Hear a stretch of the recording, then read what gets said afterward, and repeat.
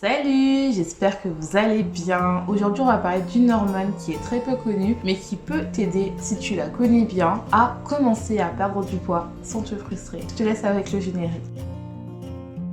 Alors, j'espère que vous allez bien. Je tiens à remercier mes nouveaux abonnés, les anciens de regarder et j'espère que mes vidéos vous plaisent. Aujourd'hui, je vais encore parler d'une hormone et en parler un peu plus science, un peu plus physiologie, comment fonctionne notre corps parce que pour moi, en fait, pour vraiment son corps, il faut vraiment comprendre comment il fonctionne. Et là, en fait, je vais te parler d'une hormone peu connue. Mais avant que je passe à ça, si toi, tu es nouveau et tu me connais pas, moi, je suis tout simplement Alicia et j'aide les personnes comme moi à perdre du poids, non pas parce qu'elles ne s'aiment pas, mais au contraire parce qu'elles s'aiment, parce qu'elles ont compris qu'elles utilisaient leur alimentation comme outil pour contrôler leurs émotions. Et là, en fait, elles ont décidé de vraiment travailler ce côté-là pour atteindre leur meilleur potentiel. Aujourd'hui, je viens te parler d'une hormone très méconnue qui peut t'aider, si tu es affecté par ça, bien sûr, à perdre du poids sans te restreindre et surtout en comprenant ta physiologie de ton corps en fait. C'est ce qui est très important. Avant de commencer, n'hésite pas à liker, à partager, à me rejoindre sur Instagram où tu peux me poser des questions directement et je répondrai. C'est là où tu peux vraiment me poser toutes les questions que tu veux. Aussi, n'hésite pas à me rejoindre sur mon groupe Facebook qui est Perdre du poids avec Alicia où en fait on va commencer, où je vais partager avec toi, où tu pourras me poser des questions et où on pourra aller plus loin ensemble si tu veux. Bien sûr, ton optique est de te réconcilier avec ton alimentation. La seconde chose que tu peux faire, c'est de télécharger ton petit guide qui se trouve en barre d'infos qui peut t'aider déjà à comprendre comment, si tu as des problèmes par rapport à ta alimentation, bien sûr, à savoir qu'est-ce que tu peux améliorer tout doucement pour avoir une alimentation entre guillemets, j'aime pas le mot saine, mais en accord avec toi-même pour commencer à perdre du poids ou plutôt atteindre ton poids d'équilibre. Parce qu'en fait ici, le but c'est pas de perdre du poids. Pour perdre du poids, c'est plutôt perdre du poids, plutôt sa masse graisseuse pour être en bonne santé. C'est ça le plus important. Et surtout, par la même occasion, atteindre ton poids pour que tu sois à ton meilleur potentiel. Toujours ça. Aujourd'hui, on va parler de la leptine. Mais avant, n'hésite pas à liker. Vas-y, c'est gratuit. N'hésite pas à liker. Donc la protéine, je vais beaucoup regarder mes notes parce que j'ai vraiment bien fait. Alors aujourd'hui, je vais parler de la leptine. Alors c'est une hormone très peu connue qui est sécrétée par les cellules graisseuses, donc les adipocytes. Et en fait, les adipocytes, elles sont pas juste là elles n'ont pas juste cette fonction de stocker les graisses comme tout le monde se fait croire, mais elles ont beaucoup de fonctions, dont une est de sécréter la leptine.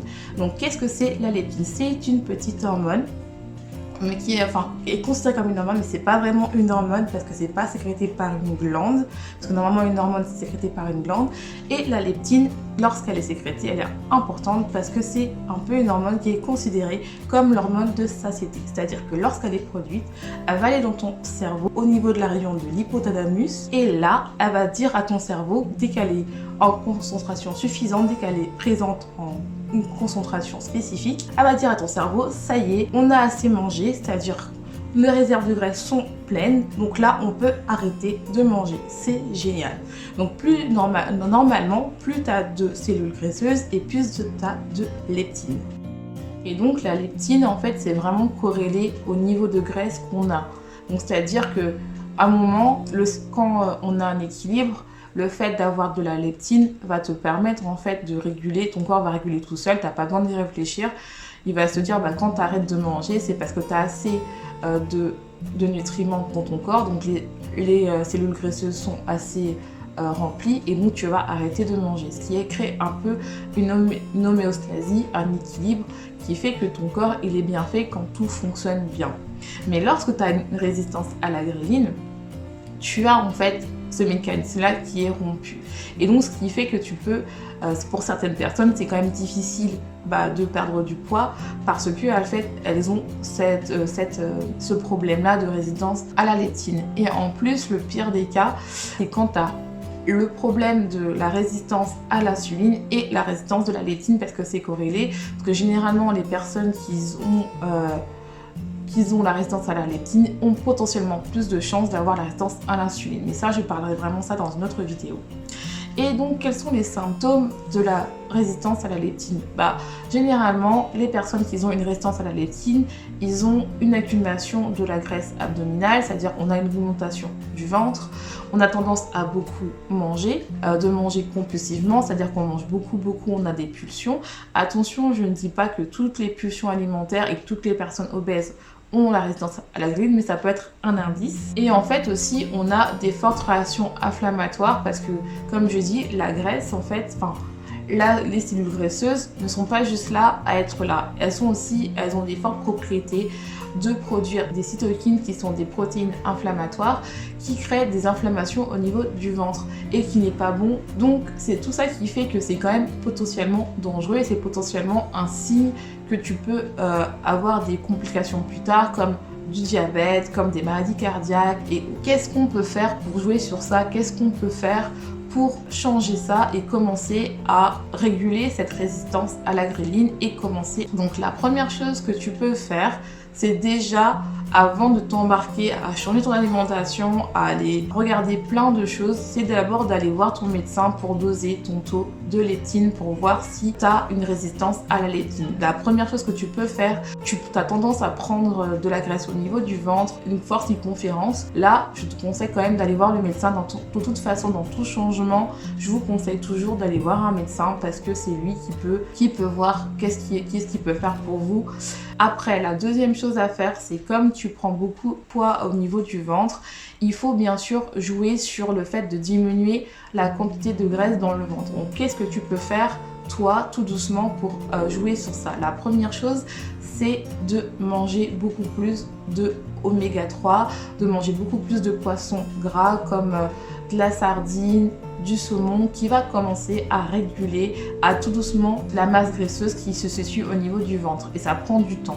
La troisième chose que tu peux faire pour aussi diminuer la résistance à la leptine et retrouver un métabolisme normal, c'est d'adopter une alimentation moins inflammatoire, c'est-à-dire qu'il faut éviter tout ce qui est fast food. Je dis pas d'éliminer parce qu'il faut toujours se faire plaisir, mais essaye vraiment d'abstenir à 1-2 fois par semaine parce que tout ce qui est des aliments industriels sont fortement, déjà on ne sait pas quels composés ils ont exactement, parce que des fois il y a beaucoup plus que des composés naturels et généralement ma devise c'est quand on ne sait pas prononcer une molécule qui est écrite dans un aliment, il ne faut pas la manger. Donc ça c'est ma devise, mais si c'est pas votre devise, n'hésitez pas à diminuer et plutôt à aller plus avec une alimentation beaucoup plus anti-inflammatoire telles que utiliser beaucoup de curcuma, utiliser de l'ananas, des baies, des raisins, du soja, vraiment des aliments anti-inflammatoires. La quatrième chose à faire est d'augmenter sa consommation en fibres. Oui, c'est un peu par exemple, je vous dis pas de manger que des fibres, mais vraiment manger beaucoup plus de légumes. Ça va vous aider aussi à diminuer le fait d'avoir des réactions inflammatoires et surtout de diminuer votre graisse abdominale parce que au bout d'un moment, quand on commence à jouer sur la santé, il faut quand même perdre du poids. Attention, je répète encore une troisième fois, mais c'est pas parce qu'on est en surpoids qu'on est en mauvaise santé et c'est pas parce qu'on est mince qu'on est en bonne santé. Mais là, je parle vraiment d'un cas particulier, donc faut pas tout mélanger.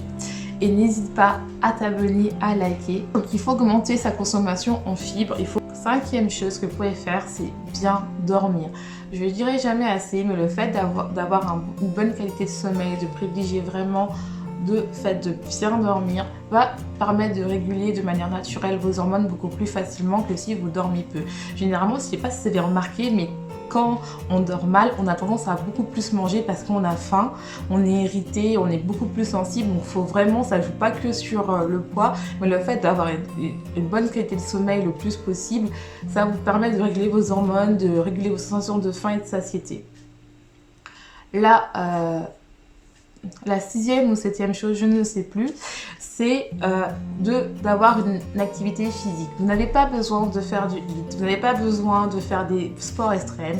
Vous pouvez juste commencer par marcher, ça va vous aider à faire de la danse, de la natation. Vraiment, faites un sport qui vous plaît pour commencer à déjà, même si vous n'aimez pas le sport, mais juste marcher, faire une balade, ça va vous faire du bien et surtout ça va vous permettre de vous reconnecter avec votre corps et à commencer à vous dépenser, non pas pour perdre du poids, mais pour améliorer votre santé. Aussi, la dernière chose que je vais donner, c'est de diminuer, je sais que ça va être dur pour les personnes qui sont sucrées comme moi, mais diminuer la quantité de sucre que vous mangez, surtout si vous prenez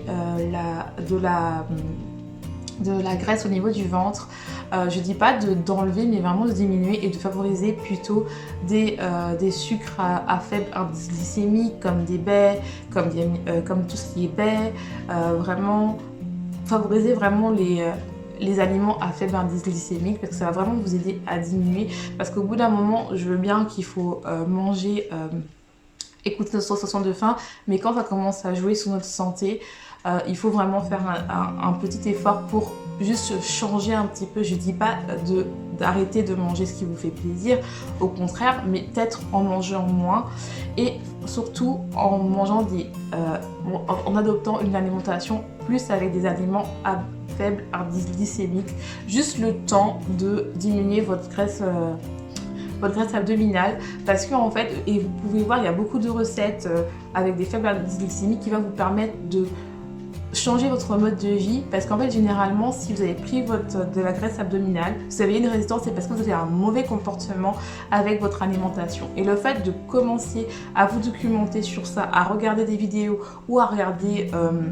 ou à lire, ou même en parler à votre médecin, va vous permettre de vous interroger et de voir si vous êtes un comportement normal avec votre alimentation ou pas. Parce que normalement, tout ça, on n'a pas besoin. Pour une personne qui n'a pas de problème de poids, elle ne se pose pas ce genre de questions normalement. Mais quand on est en surpoids, il faut vraiment commencer comme moi je fais, à vraiment regarder, à lire et vraiment essayer de comprendre pourquoi notre relation est mauvaise et pourquoi on prend du poids. Et le fait de connaître un peu la physiologie peut vous aider. Donc j'espère que cette vidéo vous aura plu. Vous n'inquiétez pas, je ferai d'autres vidéos comme ça pour vraiment comprendre plus la physiologie du corps, savoir aussi pourquoi on grossit d'une manière plus physiologique.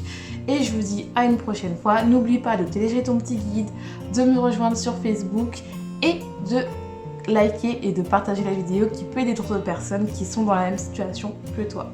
Allez, je te dis à une prochaine.